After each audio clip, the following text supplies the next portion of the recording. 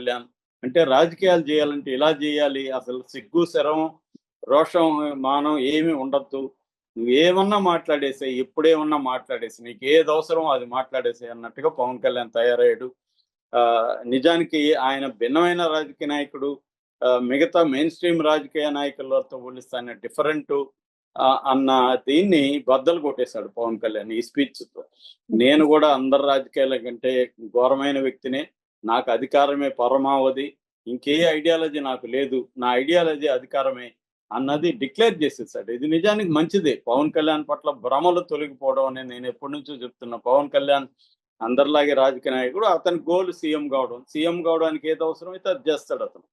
దాంట్లో అతనికి ఏ రకమైన ఐడియాలజీ లేదు. అతనికే కాదు, ఇవాళ ఏ పొలిటికల్ పార్టీకి ఏ రకమైన ఐడియాలజీలు లేవు. పవన్ కళ్యాణ్ ఐడియాలజీ అధికారమే. ఆయన సీఎం కావడమే పవన్ కళ్యాణ్ ఐడియాలజీ. ఆయనదే కాదు, ఇవాళ ఏ పొలిటికల్ పార్టీకి కూడా ఐడియాలజీ లేవు. అన్ని పొలిటికల్ పార్టీలకు కూడా అధికారమే పరమావధి, అధికారమే ఐడియాలజీ. ఎన్ని మాట్లాడినా. కానీ ఇక్కడ ప్రాక్టికల్ పర్పస్‌లు కొన్ని ఉంటాయి. ఎందుకంటే అధికారం రావడానికి కూడా ఐడియాలజీ అవసరం అవుతుంది కొన్ని చోట్ల. అంటే మతతత్వం అవసరం అవుతుంది. భాషని ప్రేమించాలనే ఒక తత్వం అవసరం అవుతుంది. అంటే అధికారం కోసం ఐడియాలజీ అవసరం. సో అలాంటప్పుడు చంద్రబాబుకి ఒక రకమైన ఐడియాలజీ అవసరం. పవన్ కళ్యాణ్‌కి ఇంకొక రకమైన ఐడియాలజీ అవసరం. Pawan Kalyan ideology, BJP ideology ఇప్పుడు ఒకటైపోయినాయి. కానీ చంద్రబాబుకి ఎంతో కొంత సెక్యులర్ ఐడియాలజీ అవసరం. దీనివల్ల ఇప్పుడు వీళ్ళిద్దరి ఐడియాలజీల మధ్య క్లాష్ అనేది ఏర్పడుతూ ఉంది. దీనివల్ల ఏదో కొంపలు మునిగిపోతాయని నేను అనుకోవట్లేదు కూటమి వల్ల. ఎందుకంటే పరస్పరం ఇద్దరికి ఒకరికొకరు అవసరం కాబట్టి వీళ్ళిద్దరు విడిపోయే ప్రసక్తి అయితే లేదు. అది ఎవరో రాసినట్టుగా భార్య భర్తలు కొట్టుకుంటూ కాపురం చేస్తారు కాబట్టి వీళ్ళిద్దరు కూడా కొట్టుకుంటూ కాపురం చేయాల్సిందే. లేకపోతే జగన్ వస్తాడు. అందువల్ల ఇక్కడ ఘర్షణ ఐక్యత అంటారు. ఘర్షణ ఐక్యత అనేది జరుగుతూనే ఉంటది. ప్రజెంట్ అయితే ఘర్షణ వాతావరణం కనిపిస్తుంది.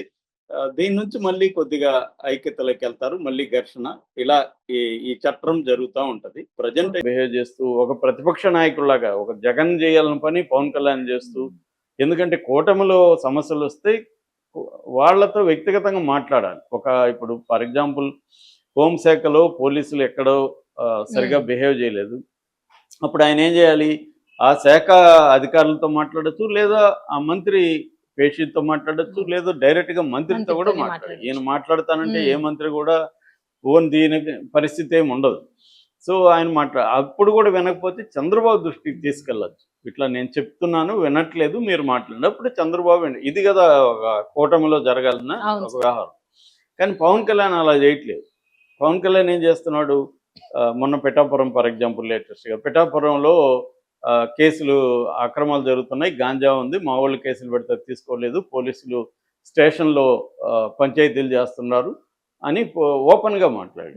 అది నువ్వు మాట్లాడాల్సింది ఎవరిని? అక్కడ ఉన్న డిఎస్పీనో లేకపోతే అక్కడ ఎవరు ఇన్ఛార్జో వాళ్ళతో మాట్లాడచ్చు, లేదు ఎస్పీతో మాట్లాడచ్చు. లేదు నీకు ఎస్పీతో మాట్లాడడం నామోషి అనుకుంటే మంత్రి కదా నేనేంది ఎస్పీతో మాట్లాడి నువ్వు ఎవరినో ఒకరిని మాట్లాడించవచ్చు పేషీలు. అది కూడా లేదంటే డైరెక్ట్గా డీజీపీతో మాట్లాడచ్చు. నీకు అది కూడా నామోషి అనుకుంటే హోమ్ మినిస్టర్తో మాట్లాడు. ఇది కదా ప్రొసీజర్.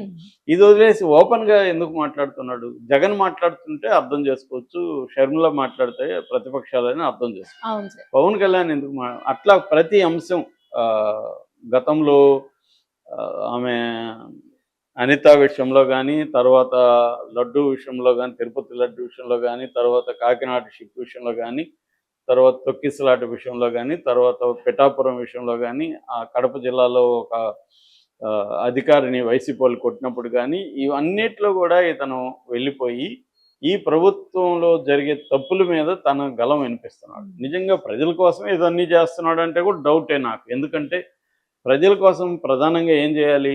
6 గ్యారంటీల అమలు మీద ఇతను పోరాడాలి. అది కదా చేయాలి. ఎందుకంటే ప్రజలకు అది కదా వీళ్ళు హామీలు ఇచ్చారు. నేను గ్యారంటీ అని పవన్ కళ్యాణ్ అనేక చోట్ల చెప్పాడు. ఇప్పుడు చంద్రబాబు చేతులు ఎత్తేసాడు.